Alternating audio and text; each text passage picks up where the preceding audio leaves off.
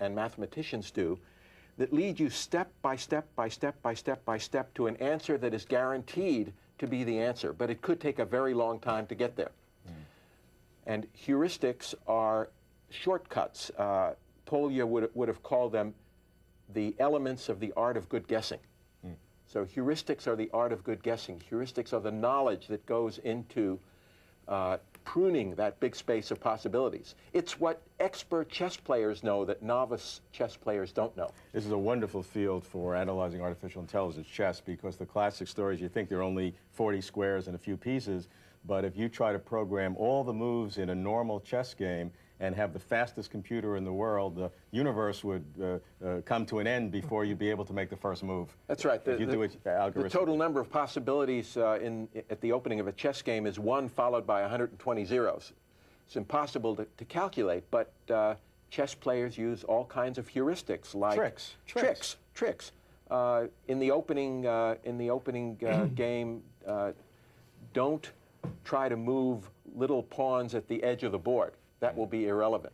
Focus on the control of the center. Or move your queen too soon. Right.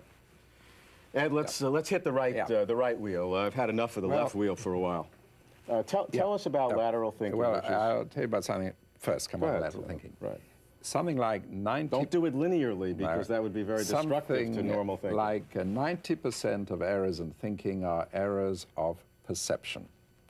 And this is reinforced by work done by David Perkins at Harvard.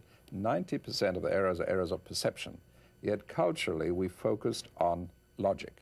Now, logic can't start until there are beginning concepts in perception, which is perception. Now, perception is a different system. Perception works in a self-organizing information system. Logic works in what I call a passive surface system. Historically, we focused on logic, assuming that the perceptions were given, which in some cases is true.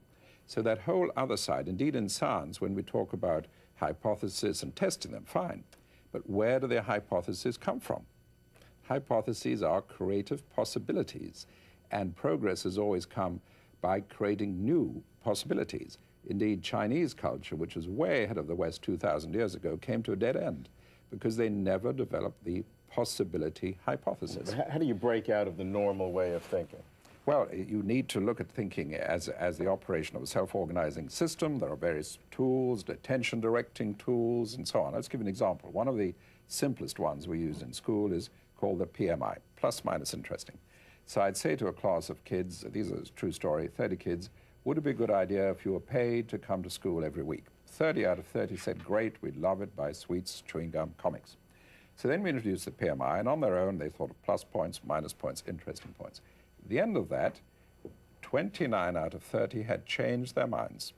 I didn't argue with them. I didn't say, what about this, what about that?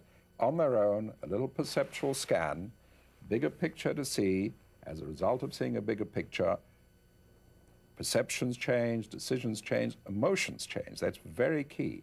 If you change perception, you change emotions. Logic will never change emotions. Perception will. Very key.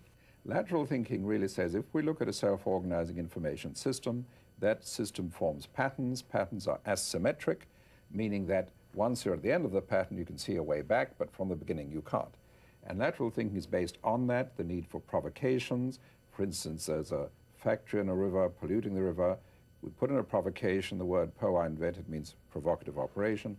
PO, the factory, is downstream of itself. Sounds totally illogical. From that comes an idea, which is now legislation in many countries. If you build a factory on the river, your input has to be downstream of your own output. So you're the first to get your pollution.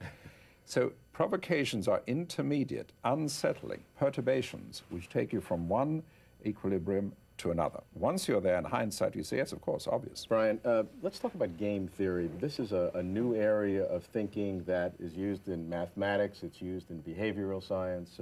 What is game theory? It's not just my playing a video game on television, but it's a very interesting approach to how humans behave. It's a misleading title.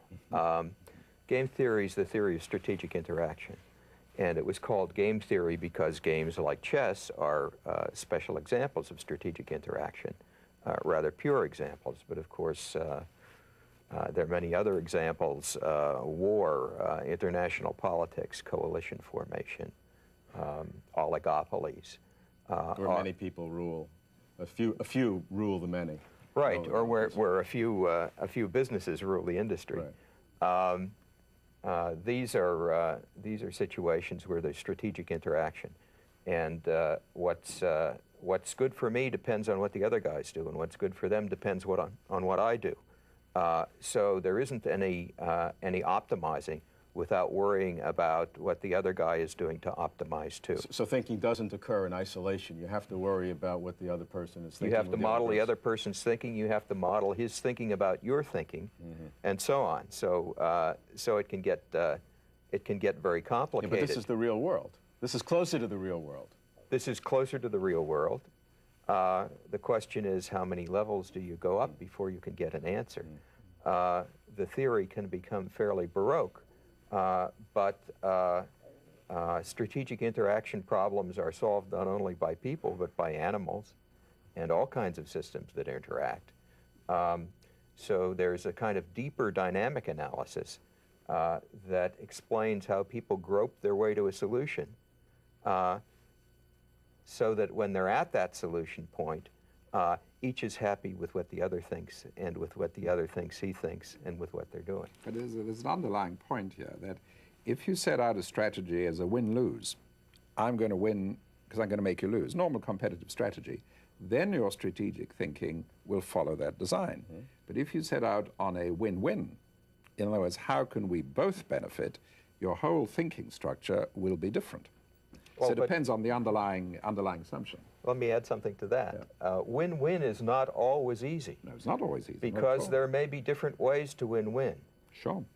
So if we want to coordinate on something, if I want to meet you someplace and I don't know, and we haven't decided where to meet, win-win is when we both get to the same place, okay? But we still have to worry about going to the place that the other thinks you're going to go to.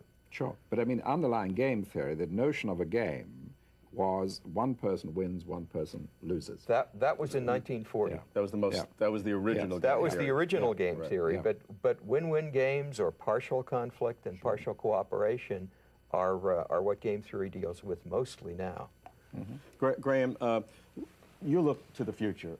How much of what you want to see in the future is dependent upon the ways of thinking that we're currently discussing?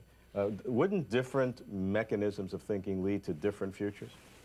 Well, of course they do, but I think the key thing about looking to the long-range future is that there literally are 1,000 tiny threads that tie the tapestry of tomorrow together.